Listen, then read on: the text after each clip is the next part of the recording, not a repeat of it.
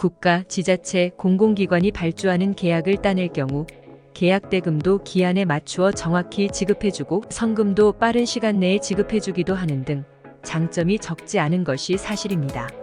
하지만 입찰 과정에서 실수를 하였거나 계약을 이행하는 과정에서 어쩔 수 없는 사정으로 조금만 차질이 빚어져도 발주기관에서는 엄격한 기준으로 부정당업 자제제 처분을 부과한다는 단점이 있습니다.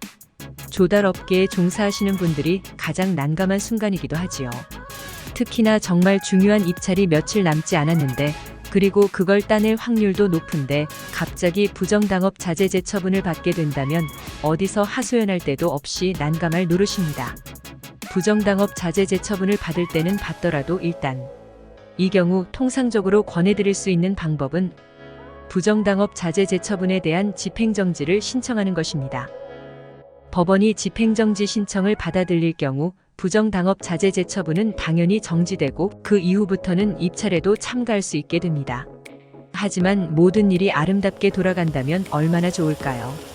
법원은 여러분들이 부정당업 자제제 처분, 입찰 참가 자격 제한 처분에 대한 집행정지를 신청한다고 해서 여러분의 마음처럼 빠르게 집행정지를 받아주지는 않습니다. 여러분들이 집행정지 신청서를 제출하면 법원에 계시는 주무관님들이 먼저 신청서를 확인하고 발주기관에게도 집행정지 신청서를 송달하기도 하는 등 법원 내부에서 처리해야 하는 행정사무도 함께 발생합니다. 그리고 판사님들도 다른 급한 사건들이 많기 때문에 여러분이 집행정지 신청서를 제출한다고 해서 당장 읽을 수 있는 상황도 아니지요. 그래서 당장 며칠 후에 중요한 입찰이 있는 여러분의 마음은 이래저래 타들어갑니다. 이 경우 활용할 수 있는 방안은 무엇일까요? 바로 집행정지보다 더 빠른 것, 잠정 집행정지를 활용하는 방법이 있습니다. 잠정 집행정지는 보통 사건 검색창에서 기타 결정이라는 내용으로 표시됩니다.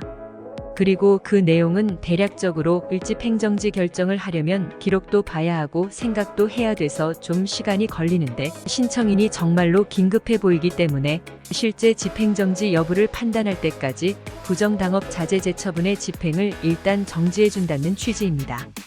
간단한 실제 사례를 통해서 확인해 볼까요? 9, 6의 처분을 받았는데 바로 일주일 후인 9, 13의 중요한 입찰에 참가해야 하는 업체가 있었습니다. 그런데 주말을 빼면 법원의 영업일은 4일밖에 남지 않은 상황이었습니다.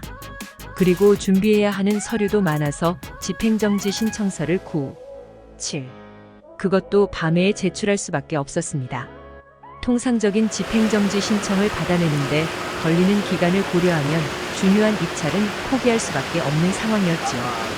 하지만 수년간 입찰, 조달, 국가계약 관련 분쟁을 해결하면서 쌓은 노하우를 총동원한 노력 끝엔 불과 3일 후인 9, 10의 아래와 같이 법원으로부터 부정당업 자제제 처분에 대한 기타 결정을 받아낼 수 있었고 업체는 중요한 입찰에도 무사히 참가할 수 있었습니다.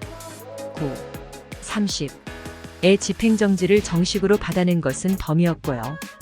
중요한 입찰을 앞두었는데 갑작스럽게 부정당업 자제제 처분, 입찰 참가 자격 제한 처분을 받게 되었다면 이러한 방법도 고민해보는 게 좋지 않을까 싶습니다.